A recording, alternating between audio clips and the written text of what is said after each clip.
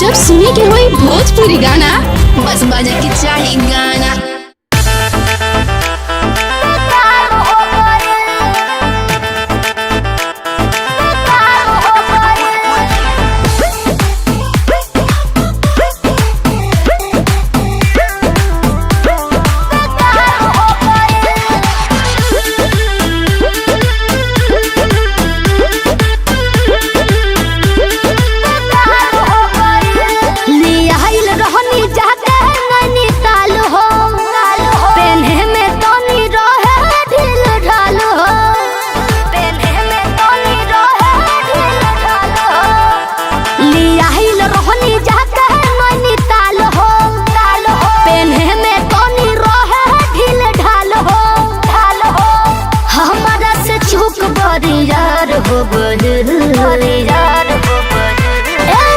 वही सौंदर्य कैलस सिलाई मोर महंगा के लहंगा बेकार हो गइल।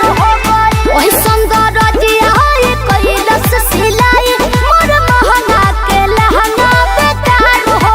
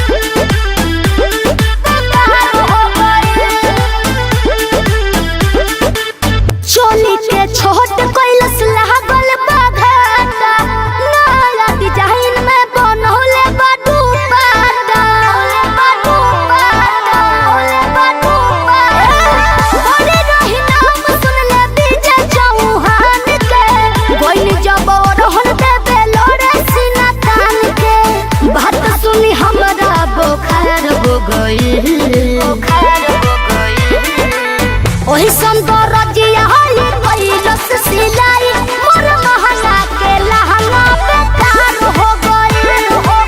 वही सौंदर्य कैलस सिलाई मोर महंगा के लहंगा बेकार हो गइल। हमारा से चूक बरियार हो गइल।